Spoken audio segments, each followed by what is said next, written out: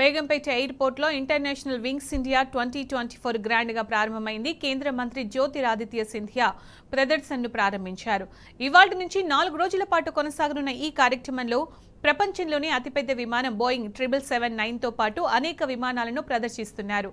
కాగా ఈ ప్రదర్శనకు 106 దేశాల నుంచి 1500 మంది ప్రతినిధులు హాజరయ్యారు. ప్రస్తుతం అక్కడి నుంచి లైవ్ చూస్తున్నాం. Because there is a hub and spoke model in the area of civil aviation. Our 6 metros that in 2021 had a throughput capability of 221 million, in the last 2.5 years have grown to 261 million. And in the next 4 years will have a throughput capacity of close to 420 million passengers, with 2 new greenfield airports, one coming up in Navi Mumbai and the other next to Delhi in Jewar. So 2 brand new greenfield airports will be added to our portfolio in the days to come. Today we launched Udan 5.3. This regional connectivity scheme has truly transformed our arena and our sector. Cities that had not been connected before, people that could only see aeroplanes flying above their heads, through a viability gap funding model. Today under Udan, infrastructure has been built at 76 airports, waterdromes and heliports.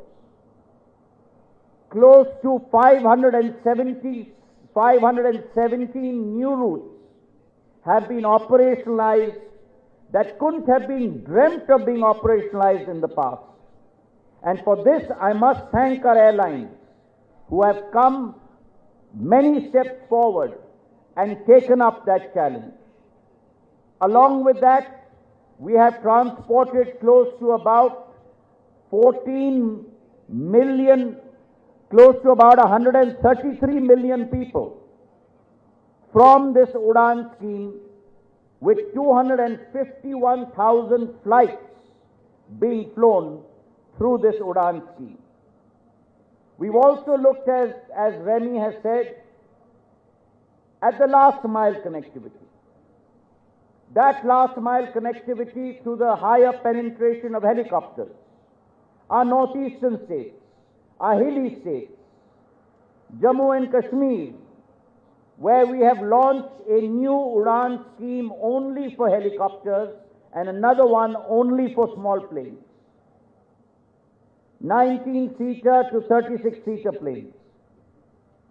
We've launched a new heli portal. We've launched a new heli disha. It is our aim in the future to expand the capability of our heliport so that every district in our country, in the future, every district has a modern heliport that is put in place. We've also enhanced our safety and security issues, looked at capacity building, and with regard to capacity building, completely deregulated and brought about new policies for flying training organizations, for MROs, done away with high rental rates, done away with the concept of royalties, and thereby allowed the MRO and FTO sector to flourish. Today we have close to 57 FTOs in India. The only helicopter FTO in Asia has been established in Khajuraho. From 95 MRO facilities, we are now at 150 MRO facilities. And today, at this event, we have launched many MRO new joint ventures, one with Airbus, the inauguration of the GMR school, which I must congratulate the GMR group. I laid the foundation in September 2021. It will be an MRO school establishing engineers, not only for GMR's in-house MRO, but also for their competitors' MROs.